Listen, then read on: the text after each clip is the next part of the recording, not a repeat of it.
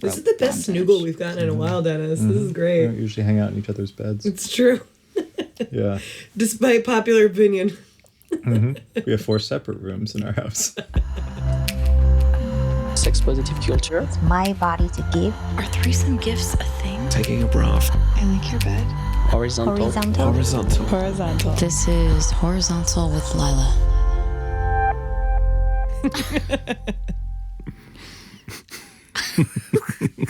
Sorry. I'm Lila, and I am horizontal in, this is a contentious point, Williamsburg, Brooklyn. Is it line? Line? Who goes first? Dennis, you go first. You go fine. Okay. Start over. All right. All right, take an acting breath. It's an acting. Is this a thing that I never learned? No, I'm just being silly. An acting breath. Okay.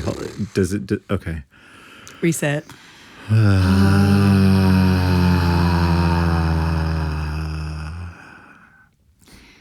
My name is Lila, and I'm horizontal in Williamsburg, Brooklyn.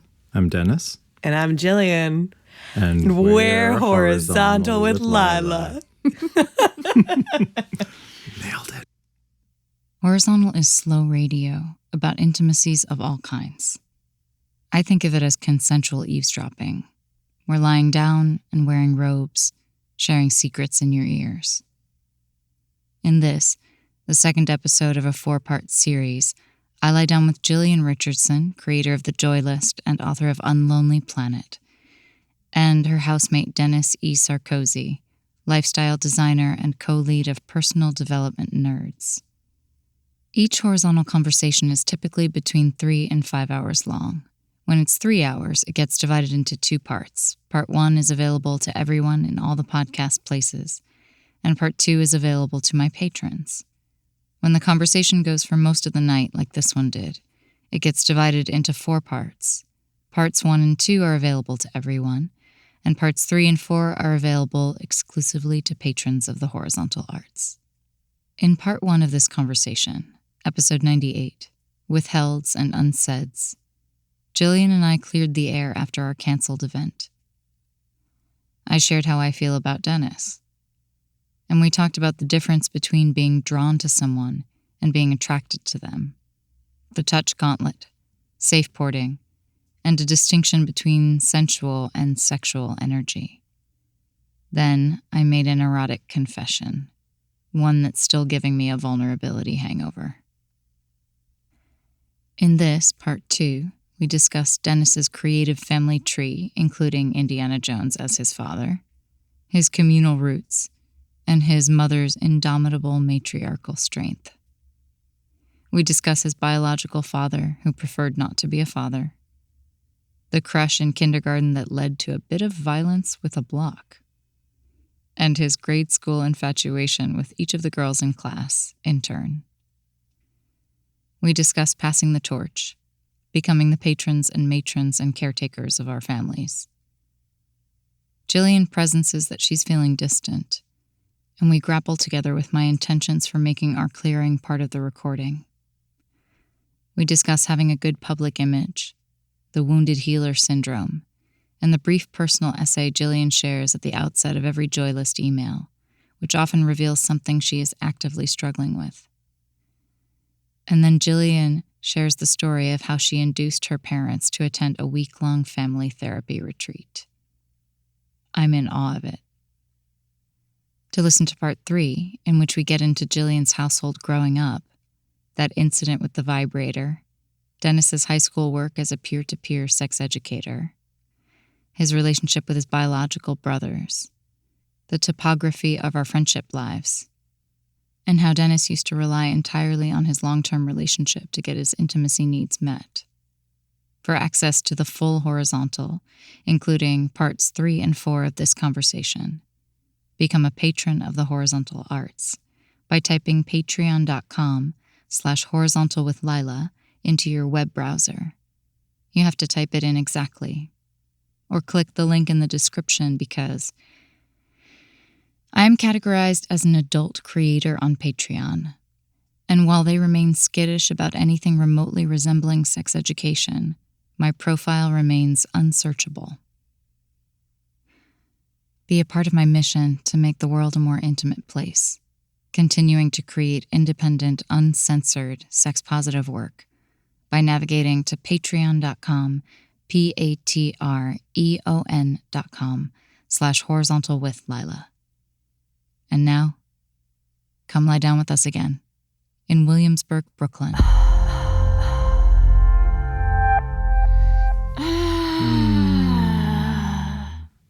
So now I have a fever. Mm-hmm. Great. Mm-hmm. Mm-hmm. All right. Now that I've shared those things.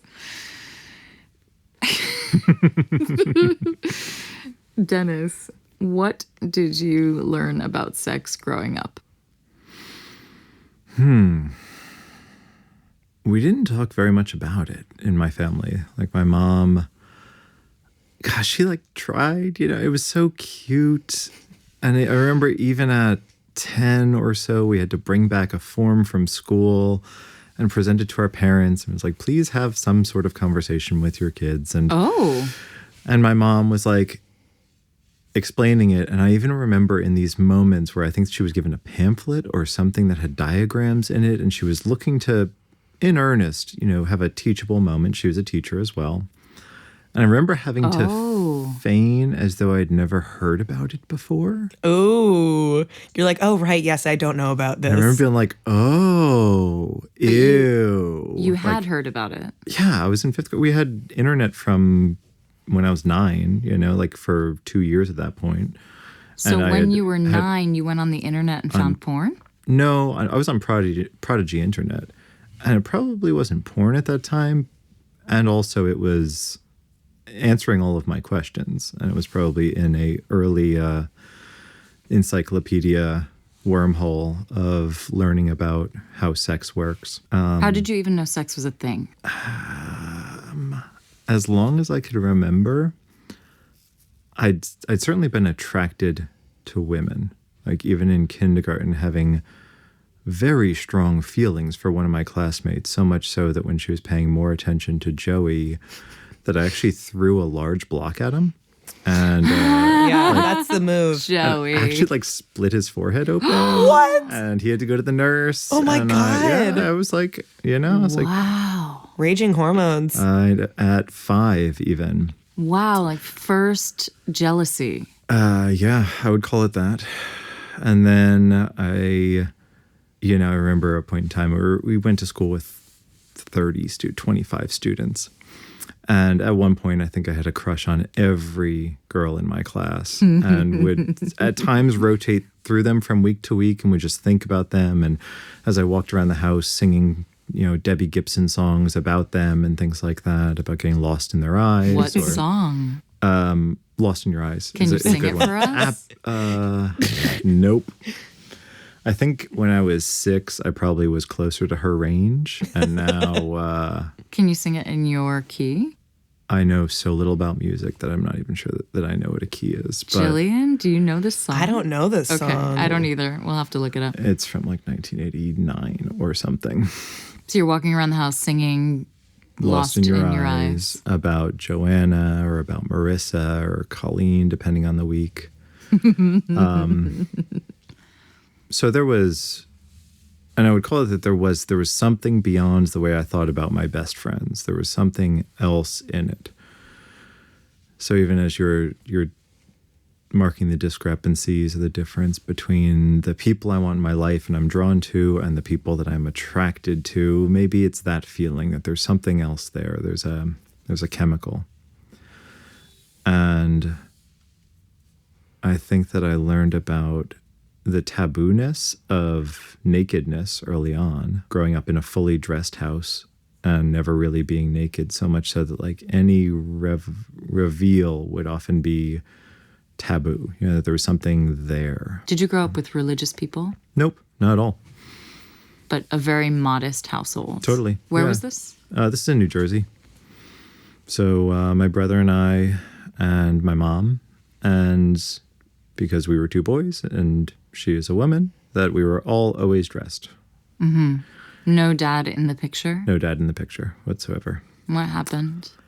My mom asked him to leave when we were about 3, and she then started dating my now stepdad in 92. And I remember their anniversary date because it is in the concrete foundation of the addition that he was helping build, because he ran a construction company.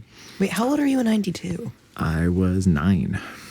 Your biological dad, was he abusive? No, not at all. No. She just did not want to be in that relationship anymore. Yep. Yeah, she only had kind things to say about him. So he's not a bad guy. He's a great guy. And she consistently said how her life would be easier should they have stayed together. And he, at that point, preferred not to be a dad. That he had too many conflicting interests and wanted to focus on his business and his friends, focus on like his people at times, that it was just more interesting to go out with the boys than be at home.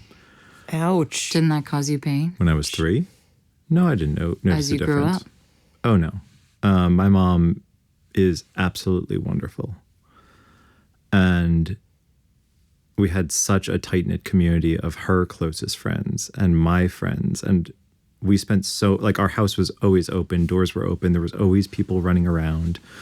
So that feeling of chosen family felt so organic, to know that it isn't simply our nuclear family that sees us and provides us comfort and models and that we go to for help. But I knew that I could go to any of my aunts, my mom's closest friends who lived on the street, and any one of their houses were open and we'd have dinner all around, or we were always having, it was strange that there would be a time that there wasn't like 6 kids in our house every afternoon, So that we always felt a part of something and had a very rich feeling of community growing up. What else did you learn by watching your mom relationship? Well, I saw how much she cared for her family in spite of how family treated her at times. How family treated her? She's the oldest of two, she has 2 other sisters, so she's the oldest of 3.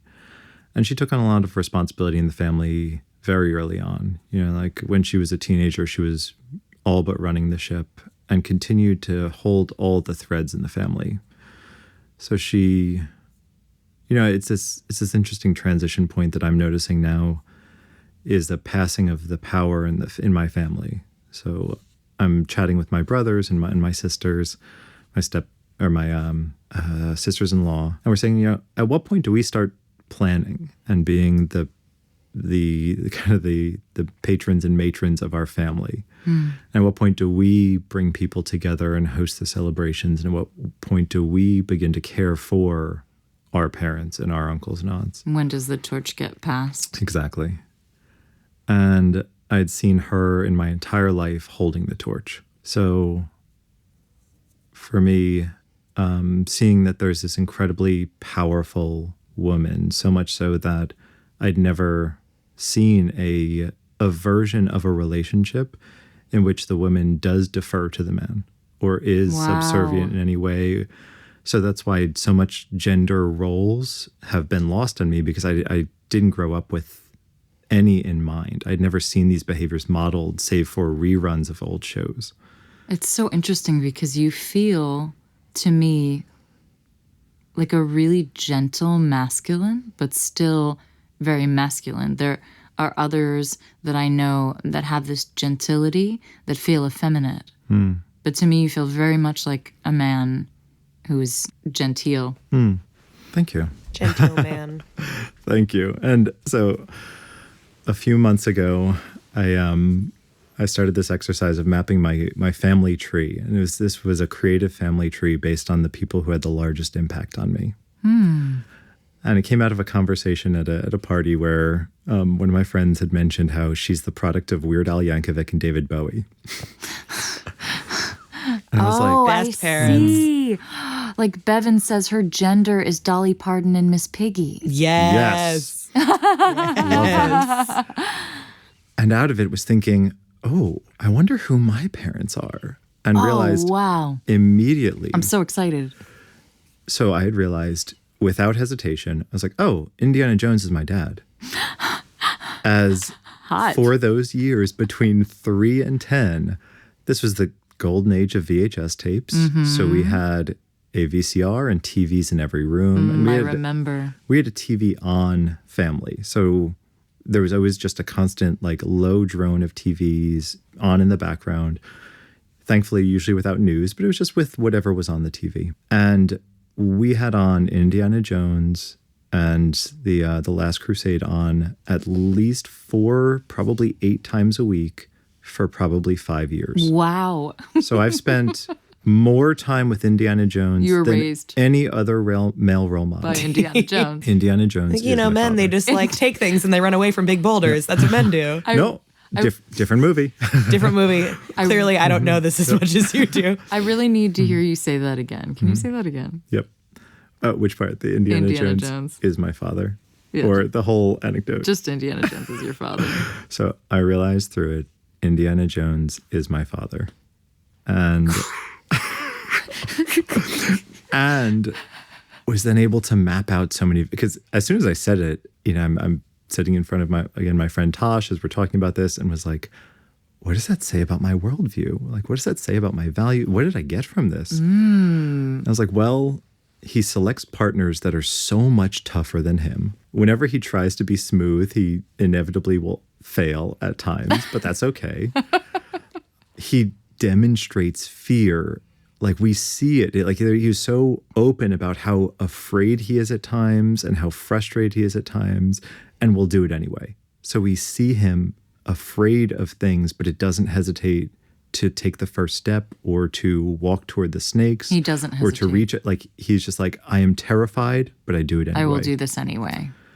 And lives by a moral code that is above the laws of man. And he's like, you know, it belongs in a museum. He will ignore property rights. He will break the rules if it's fulfilling with a much larger goal that's serving a much higher way of being and a much higher code than the smaller things that he's being mired in. And he'll break the rules for his own ethics, right? Because morality is about the mores, the day, the beliefs of the time about what is appropriate and okay and right and wrong, and ethics are your personal code. That's right. So he has this personal code of ethics that well supersedes any of the morals of the day. And seeing one of the questions I continually reflected on is like, what does this tell me about what it's like to be in relationships with women and to be a man? And seeing every one of his relationships with women are very like comically strained at times and divergent at times, where he's selecting a woman that, you know, is as comfortable throwing a punch as she is like grabbing him by the shirt and kissing him. So he takes these very strong women. And oh shoot, there was one more big thing. Oh, how whatever way you get there is the way. That there might be ways that were consistent or bound by honor or the way that things have always been done. And whatever way you get across the ravine, whatever way you win in the fight with the sword-wielding street thug, like whichever way you do it is the way to do it. It's like the light side of the Machiavellian impulse.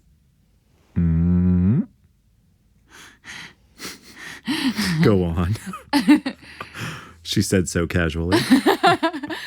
Well, the Machiavellian impulse would be any and usually dastardly way to get there, to get across the ravine. I'll throw the other person over. I'll walk on their head, you know, but this is like, okay, regardless of tradition, any way that I can get there that aligns with my ethics, I will do, regardless of its convention or who says what about it. Or Yeah, I might be misremembering, but I don't know that he was ever like wanton. He wasn't firing at will. Like, he was very careful with the people that he ever harmed. It wasn't like a step on anyone to get ahead, certainly. It was...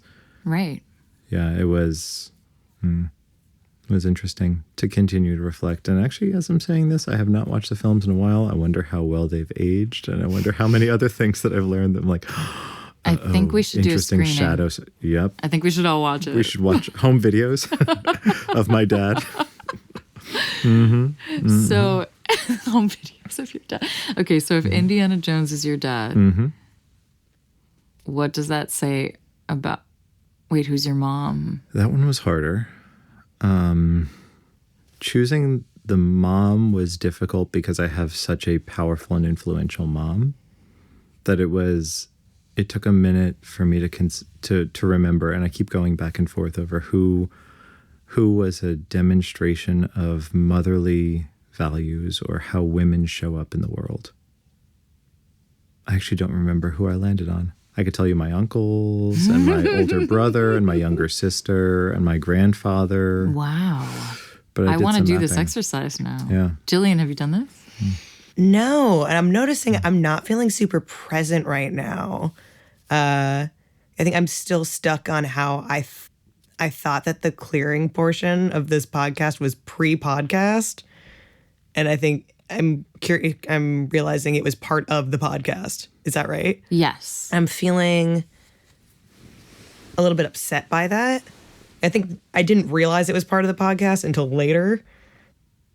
Of like, if I feel a little bit cornered of like that this clearing didn't happen until I was on tape for your show. It feels a little bit like I was being punished. Oh.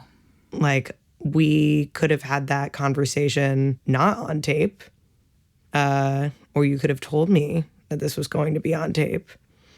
But to have that be the start of this podcast feels like I appreciate the sharing of a vulnerable conversation, but I'm feeling a little bit distanced because it feels like the start of the episode was just a really difficult conversation and kind of like a criticism of me, which is fair, but I'm feeling just like a little bit distant. And there's still a little bit of a judgment in my head. I'm like stumbling of like, oh, Lila just wanted to have this taping so that she could have an intimate conversation with Dennis. And I'm feeling like I'm not really part of this conversation at all. And I'm just kind of sitting here. Okay. So that's how I'm feeling. Thank you for sharing that, Jillian. Yeah, because I was not feeling present at all. I'm really glad you said that, and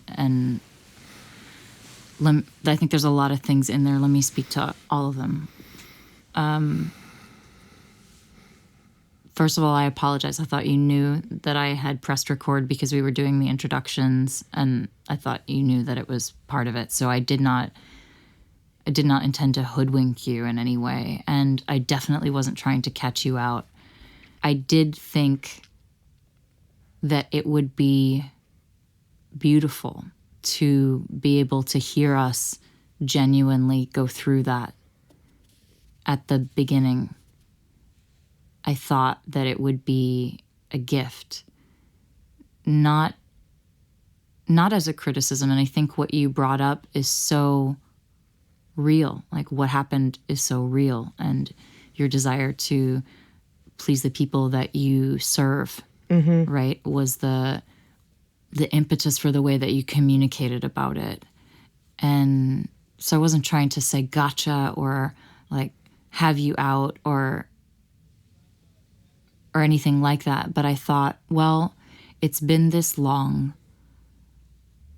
Let me do this and share it so that it is the truth of what's happening between us at this moment in time. Like it's a snapshot of our relationship at this very moment.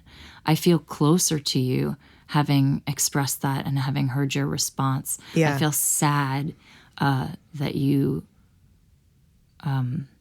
felt that I was trying to criticize you. I actually wasn't trying to criticize you. I was trying to express hurt because I really felt a little bit cast aside as your friend. Mm-hmm. And I didn't want to engage in this conversation with you without addressing that, because that wouldn't be honest on my part. And I think people get to hear that kind of honesty between friends so very rarely that I thought it would be a gift to others Yeah. to share it. Like, it makes sense, and I'm happy to have people hear it. It just, I felt, totally taken aback, because I assumed when you said, oh, before we start the podcast, like, I want to clear this thing, I assumed that you meant like, oh, wait, actually, before we really start, let's talk about this thing. And then only a few minutes in was I like, oh, wait, was that actually also part of the conversation? So it just, my brain was in a different place just thinking about that.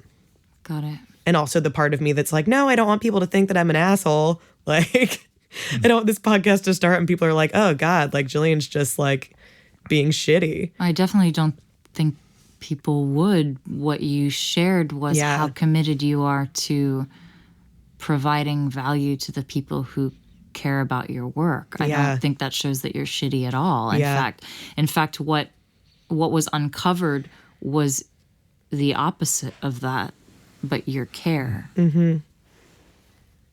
Yeah. Thank you for saying that. It's just, I have such a big thing around like wanting to be liked, to be honest. And I identify with that. Yeah. Like that, so I identify, I heard that and I thought, oh, it was a codependent impulse. And I understand that so well, you know, like I understand that so well, wanting to make sure that everybody's okay with it and feels good about it. And nobody feels like I'm, oh my God, anything, inflating over, I don't know, you know, just not doing right by them. Yeah. Not doing right by them. I always want to do right by people. So I feel nervous now. I'm like, oh fuck, I didn't do right by Jillian. I thought she knew that this was part of it. And the other thing I want to pull out is I definitely did not invite you on the podcast to get closer to Dennis. I thought about inviting him later. I initially truly wanted you, and like if your sister would come on, or if, you know, and I had planned to have you on the podcast for months and months and months. And then when you reached out to people asking them about podcast spots because you were releasing the book, I was like, hello, I have a podcast and I've been meaning to have you on anyway. And I hope that doesn't linger. Like, I hope you believe me, because it's true. Yeah. I do. And to be honest, there's still a little part of my brain that's like, ooh, Lila knew this would be good and juicy and drama, and so she saved it for a podcast. And that, like, Jillian would be a little uncomfortable, and that'd be really interesting to listen to. The Dennis part that would make you uncomfortable? Oh, no, the clearing part. Of like, ooh, we'll do this so that Jillian feels caught off guard and awkward, and that'll be really good listening. Oh, no, that was not the intent. Mm-hmm. The intent was to be really unbuttoned myself. Yeah. And share that I felt hurt in a situation in which you could look at it from the outside and be like, why do you feel hurt? Like, you know what I mean? That didn't seem like much, but I felt hurt, and then I was continuing to feel that way. Yeah. Well, I totally hear that you were feeling I didn't think like hurt because you didn't feel valued. You what? You were feeling hurt because you didn't feel valued, or like your work was worth it. That was yeah. I definitely felt like that. Like you were tacitly saying that what I created and what we were going to co-create wasn't worth it. Mm-hmm. And then I felt like that extended to our friendship. Like you felt like our friendship wasn't that worth it, and you weren't going to make an effort for it. Yeah. And I didn't decide to broach this because I thought it would make you uncomfortable. I decided to broach it because it was really honest. Yeah.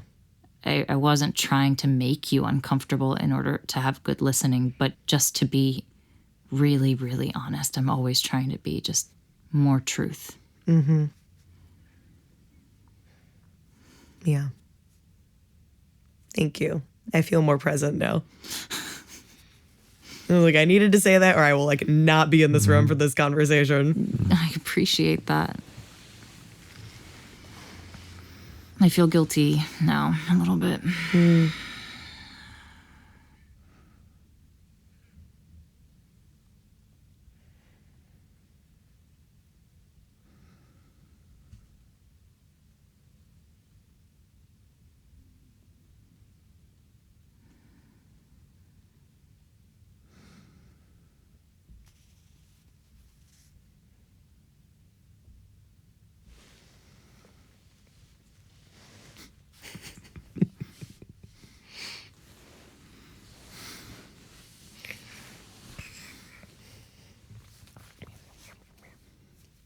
Do you still feel like I was trying to get back at you? No. It's making me think about just the I think I was so sensitive to it because there is a part of me that's like, no, I just want to have a good image. Like as gross as it sounds. Like a good public image. Yeah, I get that. Of like, ooh, if this starts with like a maybe not good seeming thing about me, that I have a fear of people being, and of course, like literally the more stuff I do, the more I'm just gonna have to deal with this shit, which is a gift. But of people being like, oh, like Jillian says she's all about community, but she's like mean to people, or she like doesn't give people her time, or she's bad at deepening friendships. So like she's a fake, and everything she's saying is like so she can get attention, and she doesn't actually care about people. And that's literally only because I've had a few interactions with people that just like highlighted that part of myself that's afraid people will think that. And now I'm so sensitive to doing things that will be seen as like not in line with my values, which on like the one hand is totally good because yeah, I want to be challenged to live in alignment with my values. And if I'm out of alignment with my values, like, yeah, challenge me because that's how I become a better person. But at the same time, it's like that the wounded healer syndrome of like, I care about this stuff because I struggle with it like everyone else. And I can't be perfect at it. Which is what I think is actually so powerful and interesting because you lead with that in every email. In every email, you make an effort to lead with something that is not perfect about you. And I really appreciate that. Thank you. Yeah. I do not think you were trying to make me look bad. Definitely not trying to make you look bad, but I think there's truth in me wanting to make really good radio. And knowing that addressing challenging things which can be awkward and difficult and feel targeted and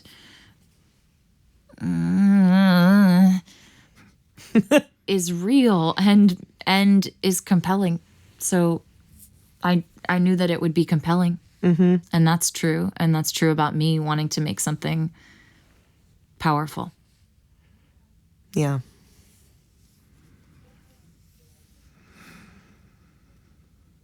I also knew that it would drop us in, and sometimes it takes too long to drop in. Do you know what I mean? And I didn't want that with us because we were in a silly mood. Yeah, and we were just we were pretty far from grounded. It felt not that it's bad, but it's not where I was headed, and so I knew that these things were very, very true and would drop us in immediately because of how true they were. So in that way, I did do that on purpose to drop us in. Yeah. I love being silly, but I was getting impatient.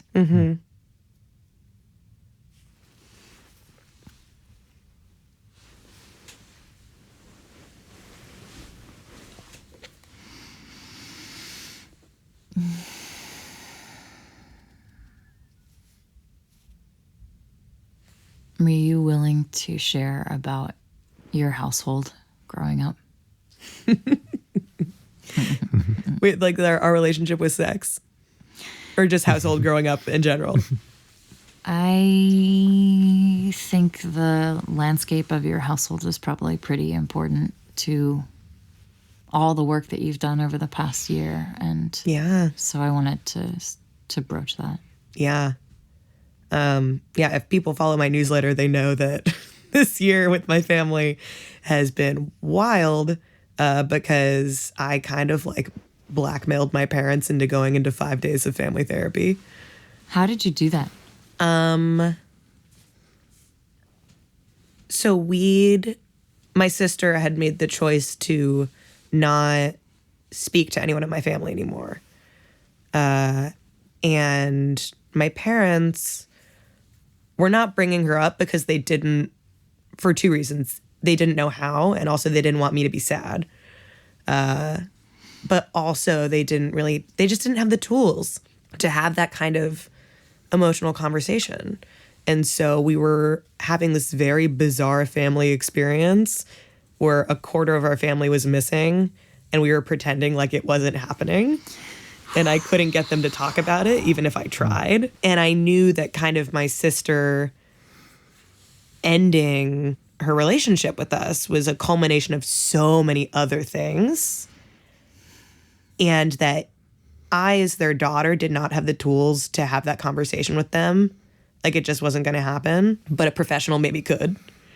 And so I wrote them a letter and exaggerated my own mental health, like saying that I was doing worse than I actually was, and that we needed to get our family together to talk about it.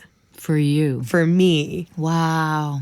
And I did say, like, this is what's up with our family. Like, there is stuff wrong with my relationship with mom and dad. Like, and I did pointedly say some things of like there are things in our family that directly relate to the two of you that we need to talk about. But I focused it on me, and I focused it on research around trauma and how trauma manifests in the body of children. Because my dad's very research based. And so I knew he would respond to research, and my mom would respond to me being not okay. And I was like, if we do not go to family therapy, I am not talking to you again. Wow. And when we got into family therapy, the therapist, thank God, was like, you might feel tricked by Jillian, but she did this because she loves you and she wants to have a relationship with you. And she knew she had to go to extremes to have a real relationship with you. And like, this was an act of love. And so that's what we did. Can you rewind? Yeah. And take us up to the place where your sister says no more and just disappears? Yeah. It's a story that I imagine a lot of families have where, like, my parents wanted my sister to fit in school and they wanted her to succeed. And because I haven't been talking to my sister, I can't say anything for sure, but this is what our family therapist kind of speculated was what happened, was that she had some like really mild like ADD or ADHD, or like just trouble focusing in class that kind of got pathologized as like something is wrong with her. My sister kind of like internalized that there was something wrong with her, and it got worse. And my parents just didn't know how to respond to a kid who was angry and was having big emotions. And it kind of just escalated until everyone was just like fighting constantly. And like, I still don't know, like, if my sister had a diagnosis, what it would be. It's continued to escalate to, people have said things from like bipolar or like schizophrenic or borderline personality disorder, like, but there's no way to know because we're not in a relationship with her right now. Right. But like, it got to the point where when my sister was an adult, where she was only telling me about the stuff that she was experiencing because she knew she couldn't, like, my parents just didn't have the tools to talk to her about this stuff without saying that she was crazy. But there was a point where my sister... They called her crazy? They didn't, but I think if she said directly to them what she said to me, they would have thought she was. And she knew that they thought there was something mentally wrong, because she would say things like, I was talking to angels, or like I walked through hell, or like I saw spirits, or I saw like people, like voices. And it got worse when she met this guy who essentially, he like called himself a spiritual teacher, but was really just taking advantage of people. Oh no. And he brought my sister and a group of people to Egypt. And she came back and she had some sort of psychotic break. And like her neighbors were concerned. And suddenly I was like talking to a sister who was just, Dennis was actually here when this happened. She was saying that she was thinking about taking her own life. And I was just like talking to a suicide prevention hotline of like, what do you do when someone says this? Like, what are the steps? What's the protocol? I don't live near her. What can I do? And I was just like freaked the fuck out. What did you learn? I learned super helpful tips. The people who work at suicide prevention hotlines are angels. Bless Jesus. them. I was like, holy shit. That you need to ask them if they have a plan and if they have taken any actions to making that plan a reality. Because it's one thing for someone to say like, oh, I am theoretically thinking about not being alive.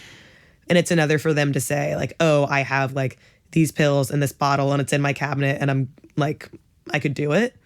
And she didn't have a plan. But I was still a person who knew that my sister was in that bad of a mental state.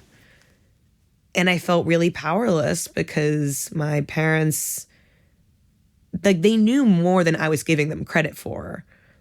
And I'm pretty sure that they had such a neutral reaction to this because they'd been dealing with it for so long and I just didn't know and they were trying to protect me.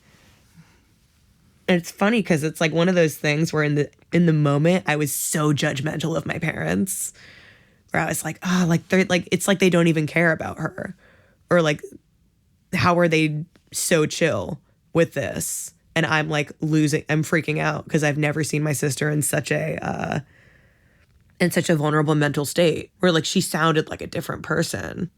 And I was like, oh, they've actually just been dealing with this for like over a decade. And they're just at such a loss. And it really humbled me of going from a place of like, I feel like all kids do this, of like they're being bad parents essentially, to like they just straight up do not know what to do anymore. But yeah, there was a point where my sister just essentially sent an email to the family and was like, you're all demons. Like, I don't even want to say what she said, but she said some really hurtful things, especially for me as a sister who was just really trying to help her. And then I didn't hear from her again after that. She said, like, never reach out to me again. And I reached out to her a few times and she either said really mean things or nothing. And so I stopped. How long ago was that? That was like a year and a half ago now. Yeah, because it was Christmas last year was our first Christmas without her. So you're growing up in a household, two parents. They get on? Yeah, in like a like a blah way. Like they don't not like each other. It's funny because I've heard a lot of immigrant kids say this to me. Like when we were having Thanksgiving dinner, a friend mentioned this and I was like, oh, cool. Like this isn't necessarily as weird as I think it is. Because my mom is from Ireland and like physical touch is like not a thing there. Oh. But I've never seen my parents kiss. Like they just don't really show each other affection in that way, at least in front of me. And were they affectionate with you? My dad wanted more affection than he was getting. And it was kind of leaky. Where it was like he wasn't really getting love from my mom. And so he would just really want physical affection from me and my sister. And it's like one of those things where if you ever meet someone and they're like really hungry for attention and then you just don't want to give them any attention at all because it's like gross. It's like that. The desperation is a repellent. And like I could tell as a kid, I was like, ugh, like my dad isn't like my mom and my dad don't have like any like spark between them, I guess. And I just have this very distinct memory of like my dad would always be like hanging out on the floor with our dog, like cuddling with our dog, and how sad it seemed to me.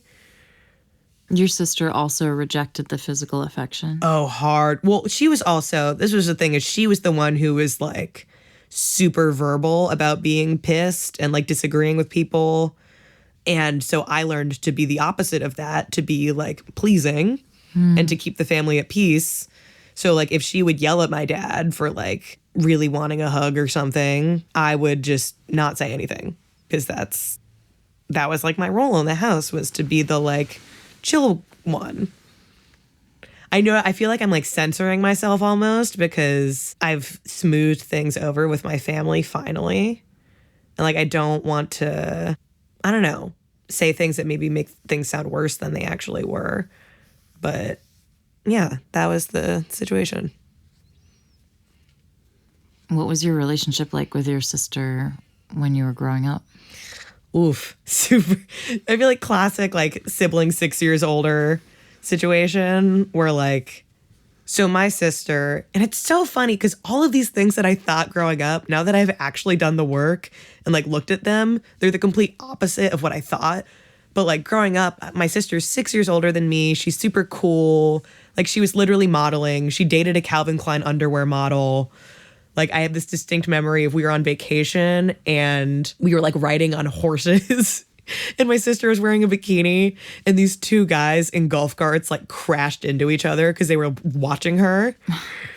So she was just like gorgeous and like star volleyball player and super popular. And I was like, just 6 years younger. So like, yeah, even just developmentally, I had a different impact on people. But I really took that in as like, I'm not like beautiful. And I was also just a big old nerd. Like I was Harry Potter role playing with my friends. Like, yay. Like that's what I was doing. And I was like in choir with this like bright blue cummerbund and blue bow tie. And so we like really didn't like each other because we highlighted the things in each other that we wanted. Where like I wanted to feel beautiful and like boys liked me and cool. And the thing that I did not realize at the time was she wanted to feel smart and she wanted to feel like she had real friends and she wanted to feel like people liked her for reasons other than her appearance. When did you learn that? More when I was like maybe 21 and we were going on family vacations and she just told me more about just like all the bullying that she was going through growing up. And like I was a kid, I was obsessed with myself. And so I wasn't thinking about that. I was just like, no, Chelsea's in a bad mood, blah, blah, blah. So at some point there was a shift, right? That you went from this animosity and this jealousy and this rift or gulf of misunderstanding to you turned towards each other at some point. How did that happen? Honestly, it was like 6 months before she cut it off with me. We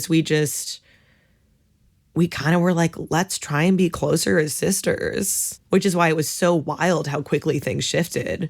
Because like, I'm sure Dennis probably remembers this too, of like me and my sister are having weekly phone calls and like actually bonding.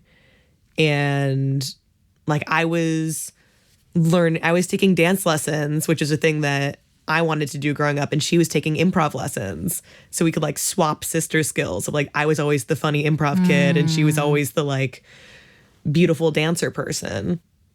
What happened when you were 21 then? I think it was just like I don't know if that was when I graduated from school or I was 22.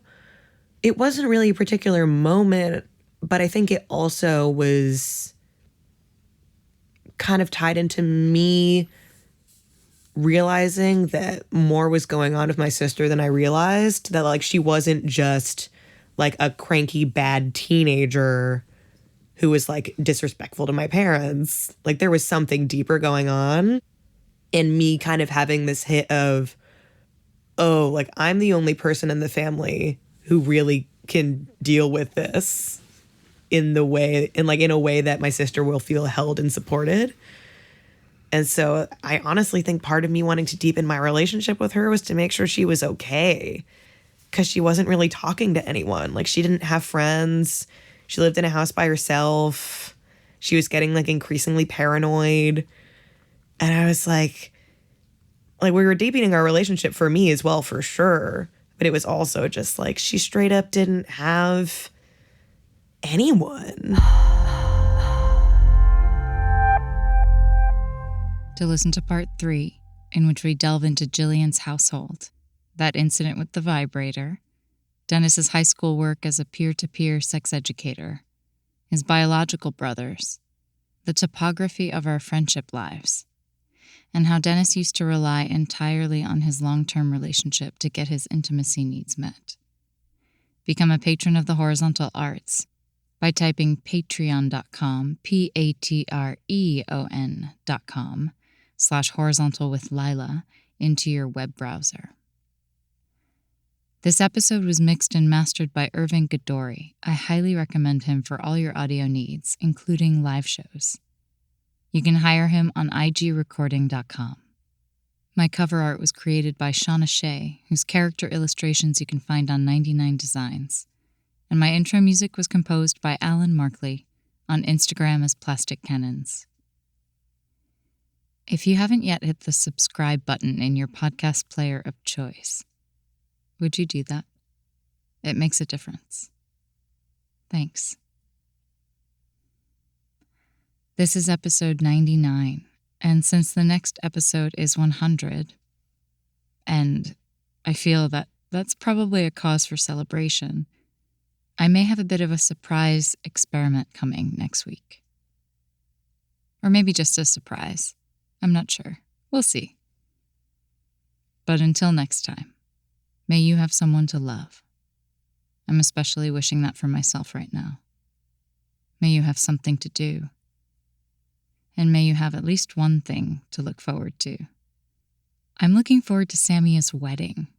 Can you believe it? Samia of episodes 59, I'm gonna fuck him forever, and 60, consensual experiences, is getting married to a man on November 19th. The theme of her wedding is death and rebirth. She is wearing a skeleton catsuit to the great chagrin of her mother. I can't wait. There will be photos. Thank you for listening. Thank you for getting horizontal. Oh my God. I forgot you both have faces. Uh-huh. Hi. What a journey. Oh, sorry. Jesus. Jesus, Sorry, just you're smashed okay. your chin. It's great. I love it. I love you. I love you too. Thank you so much for sharing and for